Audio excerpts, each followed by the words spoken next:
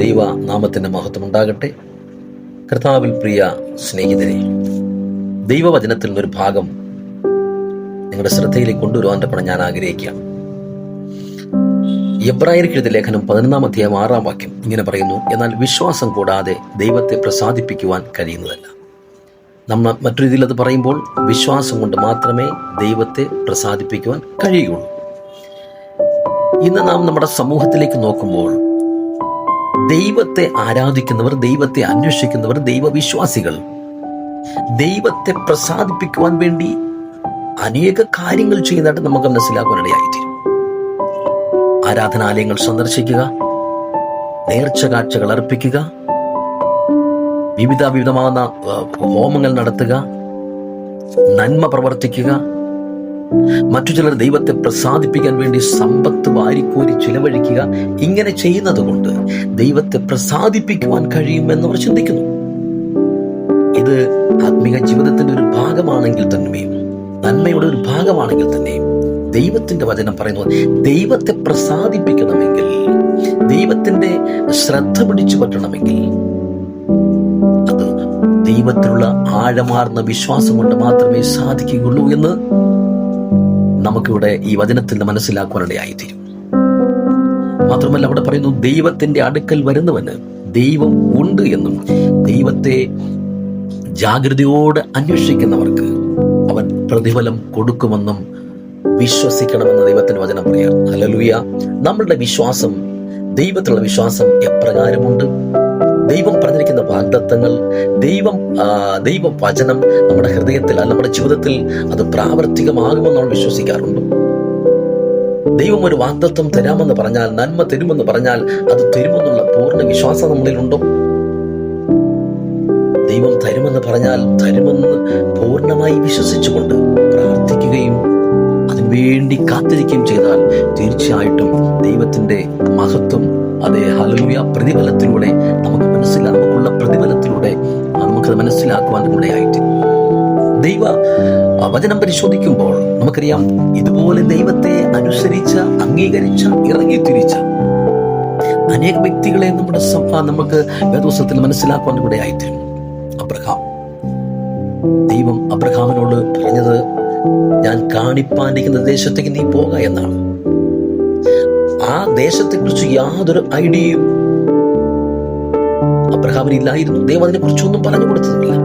ഇത് മാത്രം പറഞ്ഞു, ഞാൻ നിന്നെ കാണിപ്പാനിരിക്കുന്ന ദേശത്തേക്ക് പോകാം. അത് കേട്ട മാത്രയിൽ പ്രിയമുള്ളവരെ, അബ്രഹാം അതിനുവേണ്ടി തയ്യാറായി ഇറങ്ങി എന്ന് ദൈവത്തിന്റെ വചനം നമുക്ക് മനസ്സിലാക്കാനിടയായിരുന്നു. അതുകൊണ്ട് അത് അവരുടെ ജീവിതത്തിൽ, അബ്രഹാമിന്റെ ജീവിതത്തിൽ അത് നന്മയ്ക്കായി കൂടിത്തീർന്നുവെന്ന്, നീതിക്കായി ദൈവം കണക്കിട്ടുവെന്ന് വ്യക്തമായ ദൈവത്തിന്റെ വചനത്തിൽ മനസ്സിലാക്കാനിടയായിത്തീരും. മാത്രമല്ല, അബ്രഹാമിന്റെയും സാറയുടെയും ജീവിതത്തിൽ അവർക്കൊരു പുത്രോത്പാദന ശേഷി നഷ്ടപ്പെട്ട സാഹചര്യത്തിൽ, ഇനി മക്കൾ ഉണ്ടാകുകയില്ല എന്നതിനുള്ള സാധ്യതകൾ ശരീരത്തിൽ നഷ്ടപ്പെട്ട സാഹചര്യത്തിൽ, അവരുടെ വാർദ്ധക്യ സമയത്ത് ദൈവം പറയുണ്ടായി, ഞാൻ നിങ്ങൾക്കൊരു പുത്രനെ തരും, ഞാൻ നിനക്കൊരു പുത്രനെ തരും. ഹല്ലേലൂയ. ആ ഒരു സാഹചര്യമായെങ്കിൽ തന്നെയും, സാറായുടെ ജീവിതത്തിൽ സംശയം ഉണ്ടായെങ്കിൽ തന്നെയും, അവർ പൂർണ്ണമായി ദൈവത്തിൽ വിശ്വസിച്ചത് കൊണ്ട് അത് സംഭവിപ്പാൻ ഇടയായിത്തീർന്നു. നോഹയോട് ദൈവം പറഞ്ഞു, ഞാനൊരു ജലപ്രളയം ഉണ്ടാകുവാൻ പോകുന്നു. നീ എന്ത് ചെയ്യുക? നിന്റെയും നിന്റെ കുടുംബത്തിന് വേണ്ടി നീ ഒരു പെട്ടകം പണിയുക, നിനക്ക് അതിലൂടെ രക്ഷ പ്രാപിപ്പാൻ കഴിയുമെന്ന് പറയുവാൻ ഇടയായിത്തീർന്നു. എബ്രായർക്ക് ലേഖനം വായിക്കുമ്പോൾ 11:7 പറയുന്നു, വിശ്വാസത്താൽ നോഹ അതുവരെയും കാണാത്തവയെ കുറിച്ച് മുന്നറിയിപ്പ് ലഭിച്ചിട്ട് ദൈവം പറഞ്ഞത് ചെയ്തു എന്ന് ദൈവത്തിന്റെ വചനം ഓർപ്പിക്കുകയാണ്. അതുവരെ കാണാത്തവയെ കുറിച്ച് പറഞ്ഞത് ദൈവമാണ്. പറഞ്ഞ ദൈവമെങ്കിൽ അത് സംഭവിക്കുക തന്നെ ചെയ്യും. അതാണ് ദൈവത്തിലുള്ള ആഴമാർന്ന വിശ്വാസം. എന്ത് തന്നെയാണെങ്കിലും ദൈവമാണ് പറഞ്ഞത്. പ്രപഞ്ച സൃഷ്ടാവായിരിക്കുന്ന ദൈവമാണ് പറഞ്ഞത്. അതുകൊണ്ടത് സംഭവിക്കും. അതിനകത്തൊന്നും ചിന്തിക്കേണ്ട കാര്യമില്ല, സംശയിക്കേണ്ട കാര്യമില്ല, മുന്നോട്ടോ പിന്നോട്ടോ നോക്കേണ്ട കാര്യമില്ല എന്ന് ചിന്തിച്ചുകൊണ്ട് നമ്മൾ അതിനുവേണ്ടി ഇറങ്ങി പുറപ്പെടുന്നുവെങ്കിൽ ദൈവത്തിന്റെ മഹത്വം കാണുവാനിടയായിത്തീരും. പ്രിയമുള്ളവരെ, ഞങ്ങളിപ്പോൾ കുടുംബമായി ബാംഗ്ലൂരിലാണ് കാണപ്പെടുന്നത്. ഇതുപോലെ ഒരു ദൈവത്തിൽ നിന്നൊരു അറിയിപ്പ് ലഭിച്ചിട്ടാണ് ഞങ്ങൾക്ക് ഇവിടേക്ക് വരുവാൻ ഇടയായിത്തീർന്നത്. കുഞ്ഞുങ്ങൾ അവിടെ കേരളത്തിൽ പഠിച്ചുകൊണ്ടിരിക്കുമ്പോൾ 2017 സെപ്റ്റംബർ മാസമാണ് ഞങ്ങൾക്ക് ഇവിടേക്ക് വരുവാനുള്ള സാഹചര്യം ഒരുക്കി തന്നത്.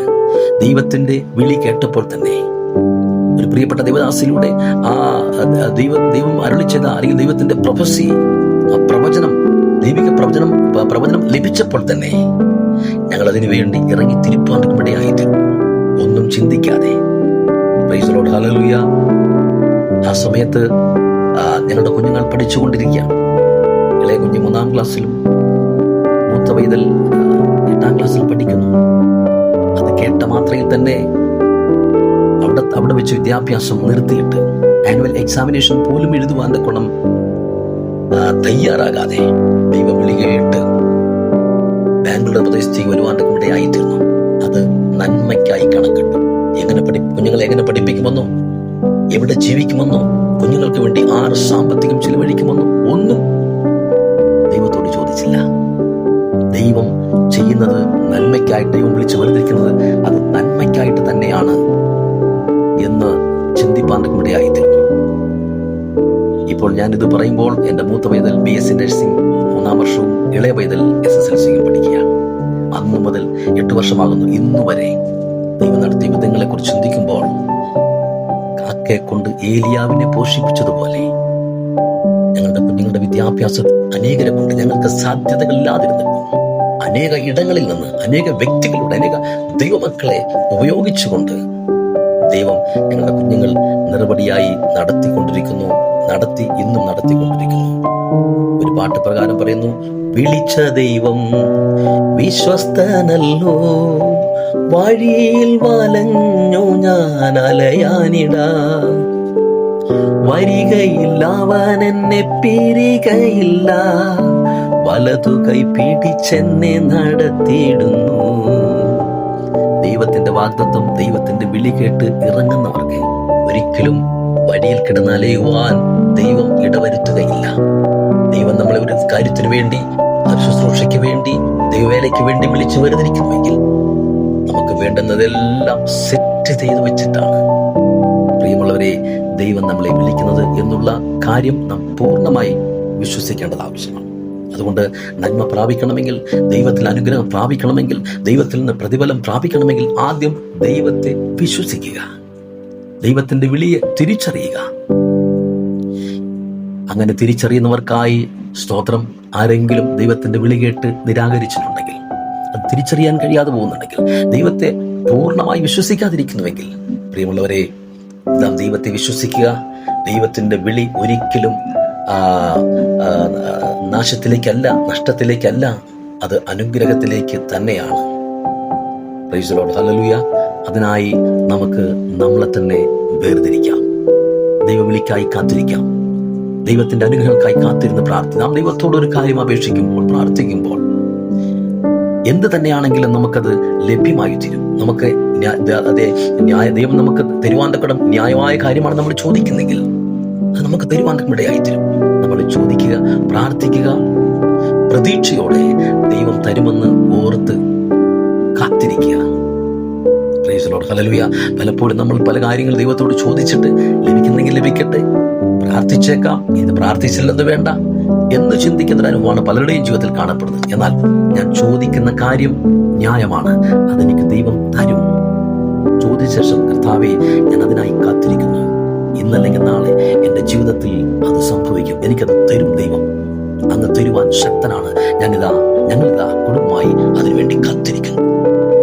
പ്രിയമുള്ളവരെ, ആ ഒരു വിശ്വാസത്തിലേക്ക് നമ്മൾ കടന്നു വന്നാൽ നമ്മൾ തീർച്ചയായിട്ടും അനുഗ്രഹം പ്രാപിക്കും എന്നുള്ളത് യാതൊരു സംശയമില്ല. അതിനായി നമ്മളെ തന്നെ ഒരുക്കാം. ഒരു നിമിഷം പ്രാർത്ഥിക്കാം. ദൈവമേ, സ്വർഗ്ഗപിതാവേ, ഈ വചനം കേട്ട നിന്റെ മക്കളെ ദൈവകരങ്ങളിൽ സമർപ്പിച്ച് പ്രാർത്ഥിക്കുന്നു. ഇത് പറയുവാൻ അടിയനെയും പ്രാപ്തനാക്കിയവൻ കൃപയ്ക്കായി സ്തോത്രം. ഞങ്ങൾ വിശ്വാസം കൊണ്ട് ദൈവത്തെ പ്രസാദിപ്പിക്കുന്നതായി തീരുവാനും അതിലൂടെ ഞങ്ങൾ കുടുംബമായിട്ടും വ്യക്തിപരമായും അനുഗ്രഹം പ്രാപിപ്പാൻ ഞങ്ങൾ ഓരോരുത്തരെയും ഒരുക്കണമെന്ന് പ്രാർത്ഥിക്കും. പ്രാർത്ഥന കേൾക്കണം, മറുപടി കേൾക്കണം. സകലതും യേശുവിൻ നാമത്തിൽ തന്നെ. ആമേൻ. ദൈവം എല്ലാവരെയും അനുഗ്രഹിക്കുമാറാകട്ടെ. ആമേൻ.